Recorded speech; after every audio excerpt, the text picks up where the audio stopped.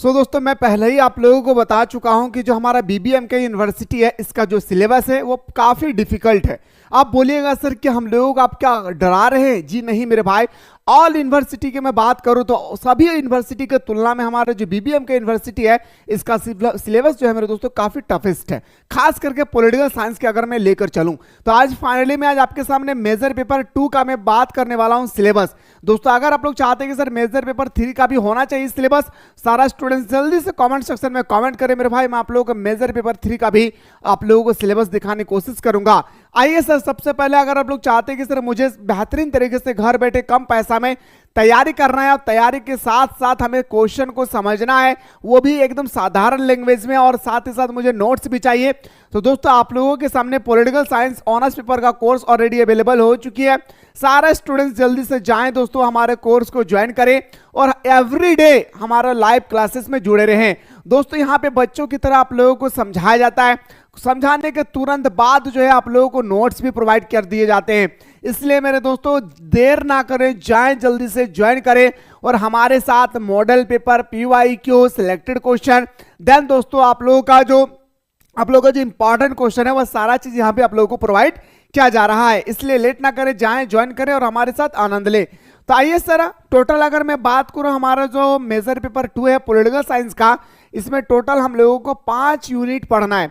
इस 5 यूनिट के अंदर में हम लोगों को बहुत सारा चैप्टर को डिस्कस करना है। जैसे दोस्तों आप इजीली से देख सकते हैं कि हमारा जो यूनिट नंबर 1 है, आप इजीली से देखिए मेरे दोस्तों, याद रखिएगा मेजर पेपर जो हमारा 2 है इसका जो यूनिट नंबर 1 की अगर हम लोग बात करें, और हाँ एक बात मैं बताना भूल गया हूं, डिस्क्रिप्शन बॉक्स में हमारा व्हाट्सएप लिंक दिया गया है, हमारा व्हाट्सएप ग्रुप का लिंक दिया गया है। अब जल्दी से दोस्तों उस व्हाट्सएप ग्रुप को ज्वाइन कर लेंगे। आइए सर बात करते हैं यूनिट नंबर 1 में क्या पढ़ना है। दोस्तों सबसे पहला तो आप लोग टॉपिक ये देखिए, ये आपका टॉपिक है, क्या नाम है मेरे भाई? तुलनात्मक राजनीति को समझना। क्या है टॉपिक का नाम मेरे भाई मेजर पेपर 2 का? तुलनात्मक राजनीति को समझना। अब इसके अंदर में हम लोगों को क्या क्या डिस्कस करना है, ध्यान से सुनिएगा। पहला डिस्कस करना है मेरे भाई कि तुलनात्मक राजनीति क्या है। सबसे पहले मेरे भाई आपसे डिस्कस करना है क्या कि तुलनात्मक राजनीति क्या है। देन आपको डिस्कस करना है इसी चैप्टर में कि हमें इसका अध्ययन क्यों करना चाहिए, तुलनात्मक राजनीति को हमें क्यों अध्ययन करना चाहिए। क्वेश्चन ऐसा नहीं आएगा कि हमें इसका अध्ययन क्यों करना नहीं चाहिए, नहीं, यह आपसे क्वेश्चन आएंगे मेरे भाई कि तुलनात्मक राजनीति को अध्ययन करना क्यों जरूरी है। ये इस तरह से आपके पेपर में क्वेश्चन आएगा और आपको लिखना भी है, ठीक है। तो यूनिट नंबर 2 में दोस्तों आप इजीली से देख सकते हैं हम लोगों को 2 चैप्टर पढ़ना है, तुलनात्मक राजनीति क्या है और हमें इसे क्या अध्ययन करना क्यों जरूरी है। और इसके अंदर में बहुत सारे क्वेश्चन है, सारे क्वेश्चन को दोस्तों मैं करवाऊंगा, उसके लिए टेंशन नहीं लेना है। अगर मैं बात करूं सर हमारे यूनिट नंबर 2 में भी दोस्तों हम लोगों को बहुत सारा टॉपिक के बारे में डिस्कस करना है। जैसे आप इजीली से देख सकते हैं मेरे भाई, पहला जो हमारा टॉपिक है तुलनात्मक राजनीति का अध्ययन कैसे करें। अब सर हमें इसके अंदर में क्या क्या चैप्टर पढ़ना है, ध्यान से सुनिएगा। तुलनात्मक राजनीति को समझने के लिए तरीके हमारा क्या तात्पर्य है, तुलनात्मक राजनीति को समझने के तरीकों से हमारा क्या तात्पर्य है, यानी आप लोगों को बहुत ही सुंदर तरीके से आप लोगों को तुलनात्मक राजनीति के बारे में समझना है भाई, ठीक है। देन आप लोगों को डिस्कस करना है कि दृष्टिकोण, राजनीतिक प्रणाली, संस्थागतवाद और नवीन संस्थागतवाद क्या है, इसके बारे में आप लोगों को समझना है और इसके बारे में भी लिखना है। अब सिलेबस देख के ही हमें डर लग रहा है मेरे भाई, आप सोचिए कि आखिर क्वेश्चन किस प्रकार से हमारे एग्जाम में पूछा जाएगा। आइए सर बात करते हैं अगला टॉपिक पे। टॉपिक पे नंबर में नेक्स्ट में बात करूं तो अर्थव्यवस्था, राजनीतिक संस्कृति, राजनीतिक विकास, और दोस्तों आप लोगों को डिस्कस करना है इसके अंदर में क्या कि इन दृष्टिकोण के अनुप्रयोग पर चर्चा का अध्ययन केंद्रित होना चाहिए। ये हमारा टॉपिक है सर लेसन नंबर 2 का। याद रखिए दोस्तों लेसन नंबर 2 में हम लोगों को इतना कुछ डिस्कस करना है यूनिट नंबर 2 पे। बाकी आप देखकर समझ सकते हैं कि हमें कौन कौन सा चैप्टर को पढ़ना है भाई।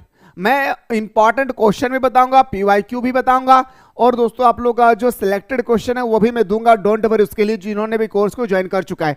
बाकी जो नहीं किए हैं वो जल्दी से दोस्तों जाएं और कोर्स को ज्वाइन करने की कोशिश करें, क्योंकि मेरे दोस्तों यहाँ पे बच्चों की तरह आप लोगों को हर दिन समझाया जाता है, चाहे मेजर पेपर हो, माइनर पेपर हो, एमडीसी पेपर हो, बीएससी पेपर हो, एसईसी पेपर हो या एईसी पेपर हो, सारा पेपर को एकदम शानदार तरीके से दोस्तों यहाँ पे आप लोगों को समझाया जा रहा है, ठीक है। अब आते हैं सर यूनिट नंबर 3 की अगर हम लोग बात करें तो हमारा टॉपिक है सर कि राजनीतिक शासन की तुलना, यानी शासन की टाइपोलॉजी पढ़ना है भाई, लोकतंत्र के मॉडल पढ़ना है, लोकतंत्र और लोकतांत्रिक राज्यों की तुलना कैसे करें, यानी मेरे दोस्तों what is democracy, how many kind of democracy, और डेमोक्रेसी का प्रॉफिट क्या है, डेमोक्रेसी का लॉस क्या है, डेमोक्रेसी का जो है ना लोकतंत्र का, मेरे दोस्तों लोकतंत्र को ही हम लोग प्रजातंत्र भी बोलते हैं। तो क्वेश्चन आएगा कि प्रजातंत्र का लाभ और हानि के बारे में विवेचना करें, इस तरह से क्वेश्चन आएगी 15 मार्क्स का। तो आपको बहुत ही शानदार तरीके से लिखना भी है भाई। साथ ही साथ इसी में हम लोगों को पढ़ना भी है अगला टॉपिक कि द्वितीय विश्व युद्ध के बाद लोकतांत्रिक लहरें, यानी द्वितीय विश्व युद्ध जब हमारा हुआ था 1939 से लेकर 45 तक जब हमारा द्वितीय विश्व युद्ध हुआ था दोस्तों, तो उस समय आप लोगों को बताया गया कि द्वितीय विश्व युद्ध के बाद लोकतांत्रिक लहरें, सोवियत संघ के बाद अरब स्प्रिंग पढ़ना है ना। उसके बाद आपको यूनिट नंबर जो हमारा 4 है, ये यूनिट नंबर 4 जो है दोस्तों याद रखिएगा, इसमें भी आप लोगों को डिस्कस करना है प्रतिनिधित्व के सिद्धांत। क्या डिस्कस करना है मेरे दोस्तों? प्रतिनिधित्व का सिद्धांत, ठीक है। और विभिन्न प्रकार की चुनाव प्रणाली क्या है, और विभिन्न प्रकार के चुनाव प्रणाली क्या है, इसके बारे में डिस्कस करना है। वे कैसे काम करती है भाई, चुनाव प्रणाली कैसे काम करती है। आप चुनाव प्रणाली की जब बात आते हैं तो सिर्फ और सिर्फ भारत के चुनाव प्रणाली नहीं, आपको इंग्लैंड का चुनाव प्रणाली पढ़ना है, अमेरिका का पढ़ना है, सोवियत संघ का पढ़ना है, उसके बाद मेरे दोस्तों रूस का पढ़ना है, वह ब्रिटेन का पढ़ना है। मतलब अलग अलग देशों का आपको चुनाव प्रणाली के बारे में पढ़ना है कि वहां कैसे चुनाव होती है भाई, ठीक है। देन आपको डिस्कस करना है मेरे भाई कि प्रतिनिधित्व प्रणालियों से उभरने वाली बहसें पढ़ना है भाई, है ना। फिर आपको पढ़ना है क्या चुनाव वास्तव में भागीदारी को दर्शाता है, क्या चुनाव वास्तव में भागीदारी को दर्शाता है, चुनाव और चुनावी लागत, भारत अमेरिका आदि लोकतांत्रिक प्रणाली के बारे में तुलना, यानी भारत के लोकतांत्रिक और अमेरिका के लोकतांत्रिक के बारे में आपको डिफरेंट क्रिएट करना है। यानी मेरे भाई भारत और अमेरिका के बीच में जो हमारा डेमोक्रेसी है, जो हमारा लोकतंत्र है, इसके बारे में आप लोगों को अंतर स्पष्ट करना है भाई कि भारत का जो लोकतंत्र है वह कैसा है, अमेरिका का जो लोकतंत्र है वह कैसा है, वो आपको डिस्कस करना है भाई, ठीक है। अगला यूनिट की अगर मैं दोस्तों बात करूं, अगला जो हमारा यूनिट है यूनिट नंबर 5।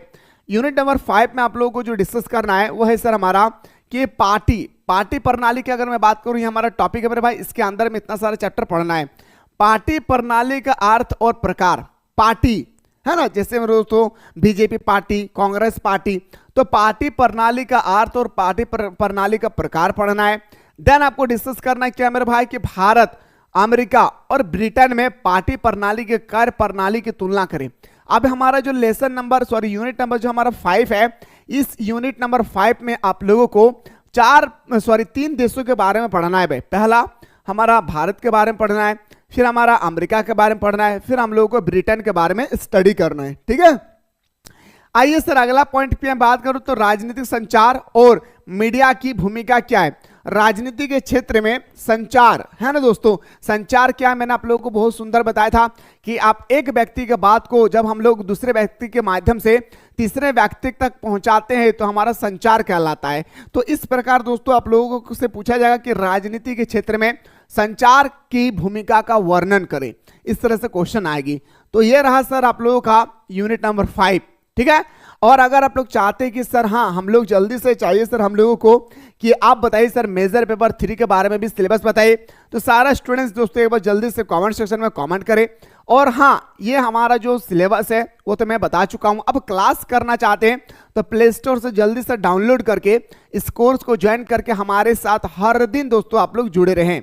और हमारा डिस्क्रिप्शन बॉक्स में व्हाट्सएप ग्रुप का लिंक दिया गया है, उसे जुड़ना ना भूले। मुलाकात करता हूं दोस्तों मेजर पेपर 3 के सिलेबस के साथ।